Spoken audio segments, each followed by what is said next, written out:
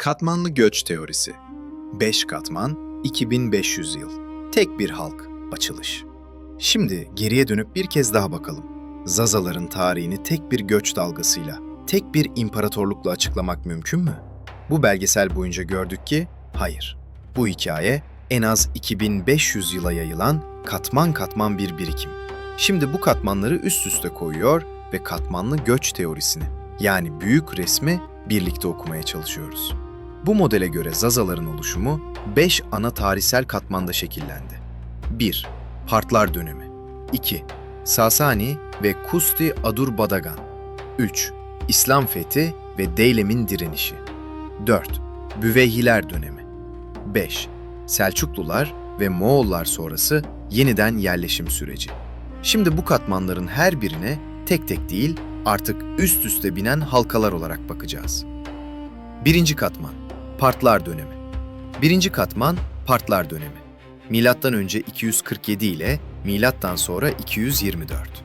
Bu bölgedeki ilk güçlü, yerleşik İrani nüfus katmanı.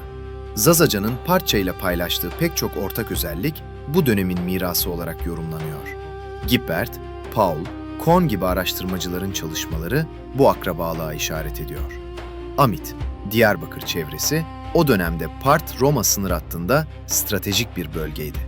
Bugün bu kuşakta karşımıza çıkan Çermik, Çermuk eşittir sıcak su, Siverek, Gerger gibi yer adları hem coğrafyanın hem de dilin hafızasında eski İrani katmanın izleri olarak okunabilir. 2. Katman, Sasani ve Kusti Adurbadagan. 2. katman, Sasani dönemi ve 1. Hüsrev'in ünlü Kust reformu. Milattan sonra 224 ile 651. Bu reformla Gilan, Deylem ve Azerbaycan, Kusti Adurbadagan adı altında tek bir idari askeri bölgeye bağlanmıştı.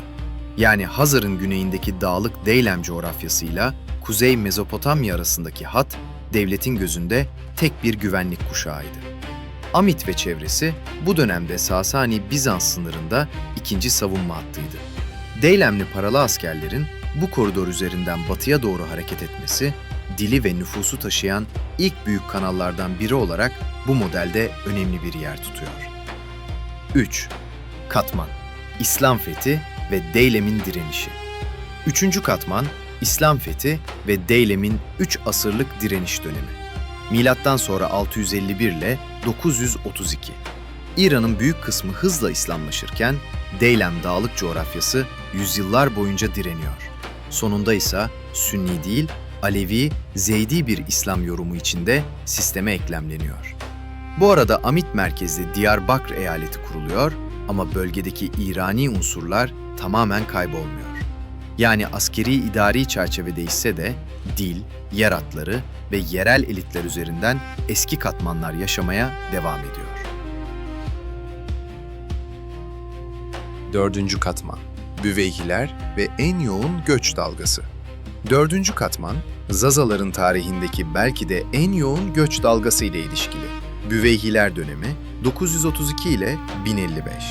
Deylemli bir hanedan olan Büveyhiler, kısa sürede İran'ın ve Irak'ın büyük kısmında egemenlik kuruyor. Ordularında yoğun Deylemli piyade var. Bu modelde Fırat, Dicle-Dersim hattına yerleşen Deylemli askerler ve aileleri kritik rol oynar. Büveyhilerin 978 ile 984 arasında Diyarbakır üzerinde doğrudan hakimiyet kurması, Deylem-Amit hattı arasında doğrudan bir köprü oluşturmuş olabilir. Katmanlı göç teorisine göre Zaza nüfusunun önemli bir bölümü bu dalganın kalıcı izlerini taşır. 5. katman, Selçuklular, Moğollar ve yeniden konumlanma. 5. katman, Selçuklular ve Moğollar sonrası yeniden yerleşim dönemi. 1055 ile 1256 ve sonrası. Büveyhilerin yıkılışı, ardından Alamut'un düşüşü, hem Deylem kökenli hem de İrani, Şii eğik çizgi Alevi çevreler için yeni zorunlu göçler yaratır. Bu dönemde Türk göçleriyle birlikte bölgenin etnik ve mezhepsel haritası hızla değişir.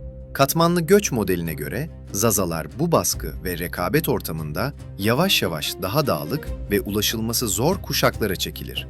Dağ bir tür sığınak ve hafıza alanı haline gelir. Teoriye genel bakış. 5 katman, tek model. Özetle katmanlı göç teorisi Zazaları ne tamamen yerli ne de tamamen göçmen olarak tanımlar. Aksine Part'tan Sasani'ye, Deylem'den Büveyhilere, Selçuklu ve Moğol sonrası döneme kadar uzanan uzun bir süreçte üst üste binen 5 tarihsel katmanın ürünü olarak görür. Bu 5 katmanı bir haritada üst üste koyduğumuzda yaklaşık 2500 yıllık bir hareket ve yerleşim hikayesi ortaya çıkar. Dil, toponimi ve tarihsel kaynaklar bu modelin farklı yönlerden aynı coğrafyayı işaret eden 3 temel ayağıdır. Kanıtlar ve eksikler. Peki bu teori doğru mu? Bu videoda anlattığımız şey kesinleşmiş bir son söz değil, test edilmece gereken bir hipotez. Güçlü yanları da var, şu an için eksik kaldığı yerlerde. Destekleyen kanıtlar. Dil bilimi. Zazaca ile Partça arasındaki yakınlık, Jost Gippert, Ludwig Paul, Agnes Kohn gibi araştırmacıların çalışmalarında detaylı biçimde ortaya kondu.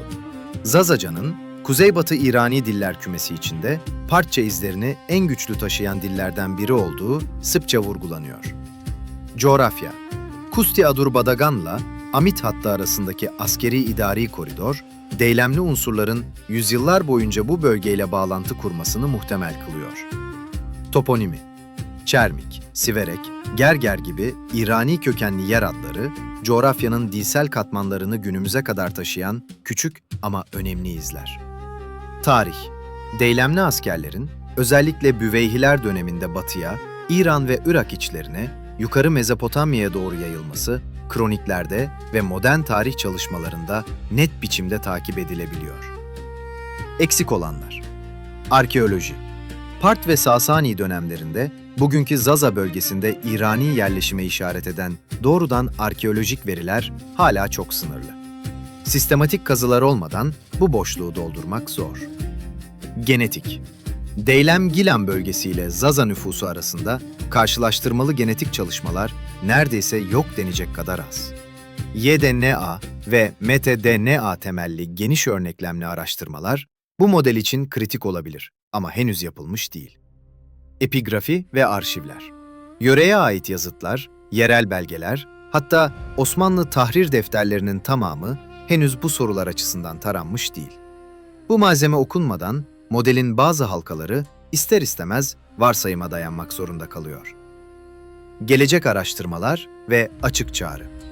Bu yüzden katmanlı göç teorisi bitmiş bir hikaye değil. Yeni araştırmalar için bir yol haritası önerisi. Zaza bölgesinde kapsamlı arkeolojik kazılar, Deylem ve Zaza nüfusunu karşılaştıran genetik çalışmalar, Osmanlı ve İran arşivlerinin sistematik taranması ve lehçe eğik çizgi ağız temelli dilbilimsel alan çalışmaları bu hipotezi ya güçlendirecek ya da revize edecek. Bu belgesel, katmanlı göç teorisini ilk kez bu kadar bütünlüklü olarak sunuyor. Ama bilimsel olarak test edilmesi, tarihçi, dilbilimci, arkeolog, genetikçi ve antropologların ortak çalışmasını gerektiriyor. Ama katmanlı göç teorisi bu tarihi anlamak için yeni bir pencere açıyor. Zazalar, 2500 yıl boyunca katmanlar halinde şekillenen, Part'tan Sasani'ye, Deylem'den Büveyhilere uzanan uzun bir sürecin ürünü. Ve bu hikaye hala devam ediyor. Eğer bu tür derinlikli Zaza tarihi ve dil bilim içeriklerinin devam etmesini istiyorsan, Zaza Eko'ya abone olmayı, videoyu beğenmeyi ve yorum bırakmayı unutma. Belki de bu videoyu izleyenlerden biri, yarın bu teoriyi test eden bilimsel makaleyi yazacak olan kişidir.